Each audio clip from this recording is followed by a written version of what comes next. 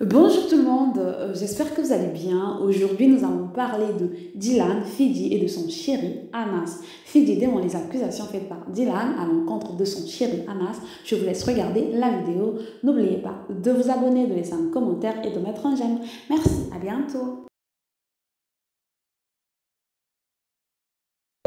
Euh, ça me fait rire. Ça me fait vraiment rire. Que maintenant, c'est même Fidji qui va prendre la parole des actes d'Anas. C'est-à-dire que c'est Fidji qui va parler des actes que Anas a fait. C'est-à-dire que là, vraiment, c'est ta femme, enfin ta femme, ta go de quelques mois encore, parce qu'on sait tous, c'est un frérot. C'est-à-dire que c'est ta go de quelques mois qui va prendre ta défense. Alors que la meuf, elle est au courant de rien à la base. Fidji, enfin, je pensais que Fidji, tu n'étais au courant de rien. Mais c'est-à-dire que tu vas défendre ce que ton mec a essayé de faire. Mais t'as vraiment aucune face, toi. T'as vraiment aucune pitié, toi. Waouh! Et j'ai hâte de voir les mensonges et les trucs que tu vas raconter. Parce que moi, toutes les notes vocales, les menaces, machin, tout ça, on a tout. Tu vois, on a tout. Alors j'ai vraiment hâte. Et on a tous hâte. Moi, les followers, tout le monde a tous hâte de voir ta version.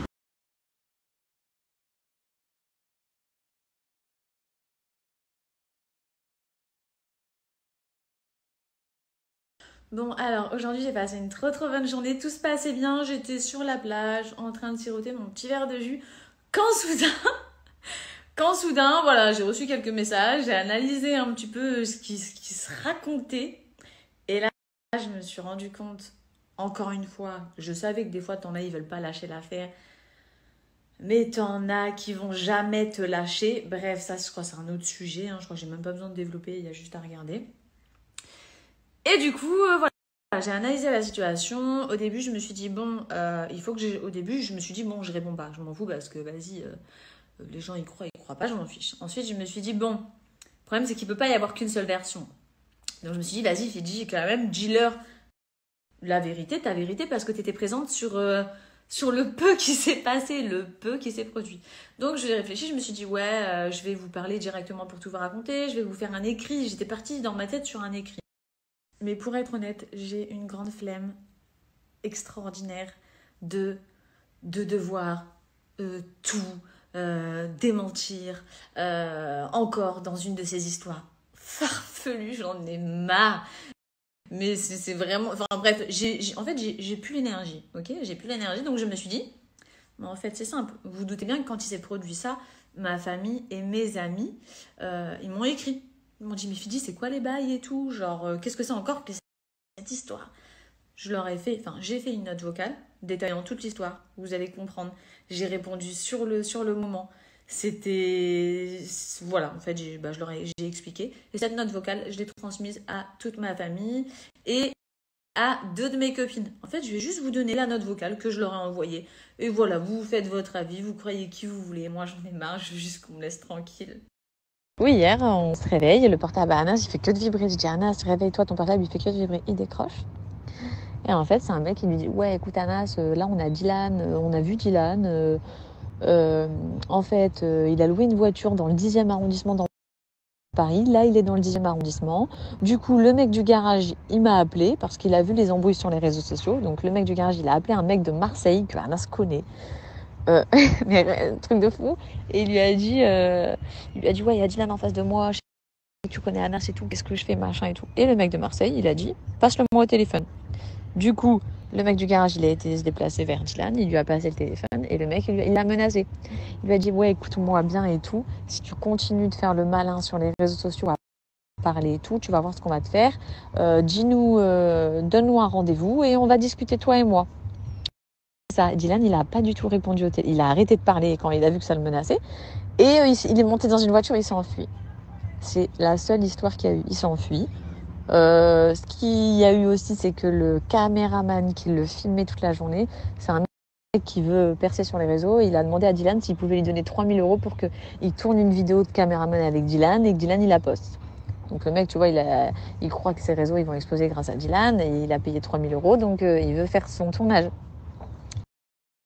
Sauf que le mec qui fait ces tournages-là, c'est un mec qui a déjà tourné c'est un mec qui a déjà tourné pour plein d'autres mecs, qui a déjà fait des vidéos peut-être à des artistes, des trucs. Ça veut dire qu'il y a des gens qui contactent Anas hier et qui lui disent ouais, le caméraman qui s'occupe de Dylan, on le connaît. Donc on l'a appelé pour savoir si il pouvait nous dire ce qui était prévu avec Dylan là, parce que genre on va aller le voir et tout. Et Anas il a dit les gars, moi s'il y a quelqu'un qui va le voir, je veux juste des excuses, genre je veux des excuses, voilà, faut que publiquement il s'excuse et il démente le fait qu'il paye le loyer, le fait que j'ai trompé ma femme, le fait que ci, le fait que ça. Mais il a dit les gars, je vous préviens, il le fera jamais. Et les gens ils ont dit bah si, il le fait pas, on lui nique sa mère et tout. Bref, l'histoire c'est juste ça. Il n'y a jamais eu 15 mecs, il n'y a jamais eu tout ce qu'il a raconté. Voilà, je vous ai partagé la note vocale. J'avoue qu'il y avait peut-être des détails dont vous en aviez absolument rien à foutre, mais c'était une note pour ma famille, donc j'ai détaillé des trucs pas très intéressants, j'avoue. Voilà, je vous ai tout dit. C'est une personne avec qui je n'ai plus aucun contact depuis plus de 10 mois et c'est pour des bonnes raisons, donc il faut laisser ça derrière et il faut arrêter Moi, je veux plus être assimilée à cette personne. On ne veut pas du tout être assimilé à cette personne. Faut nous laisser faire notre vie, faire sa vie et voilà en fait. Enfin, voilà. Fin de l'histoire, je reviendrai plus sur ce sujet. Moi, j'ai mon chéri qui est en bas, je viens de rentrer, j'ai passé une trop bonne après-midi avec ma copine, là, je vais le rejoindre. Je vous souhaite à tous une agréable soirée et j'ai plus rien. C'est incroyable, on m'a envoyé la réponse de Fidji.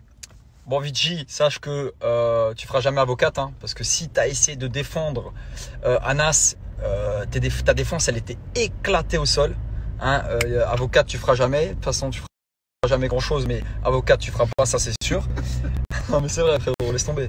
Et ensuite, alors pour toi, Fidji, il y a eu un appel téléphonique et c'est tout.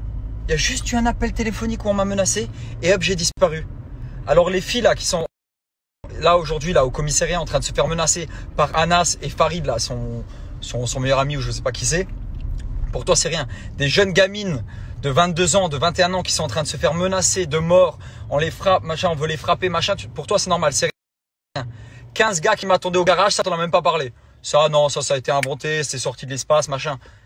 C'est-à-dire que là, toi tu prends, ok, il y a juste eu un appel téléphonique, machin. Et toutes les preuves là que je suis en train de te balancer, ils sont où? À quel moment tu défends ça? Non? C'est juste qu'on reste en contact, qu'on puisse se mettre ensemble pour tout et rien. Bien sûr. Qu'on sache qu'on est là pour l'autre. Bien sûr. Et après, une fois que ça s'arrange, ben on monte et on fait la vidéo, il n'y a pas de souci. Pas de souci, pas de souci. Mais Et du coup, je le comprends. En fait, le mec est juste intelligent. Tu sais que y a des gars qui te menacent, etc. Je vois pas l'intérêt de faire du 1 contre 15, frérot, ou du 1 contre 30. Je vois pas l'intérêt, en fait. Donc après, voilà, ils ont reçu des menaces, etc. Voilà, moi ce que je cautionne pas du tout, c'est que l'agent et ma productrice qui m'appelle et qui me dit ouais, on est en train de se faire suivre, ouais machin, j'ai vu des mecs prendre des photos de la plaque, ouais il y a des mecs devant chez moi, ouais toute la journée on m'a suivi et machin et trucs. Ça c'est des trucs, ça me rend juste dingue.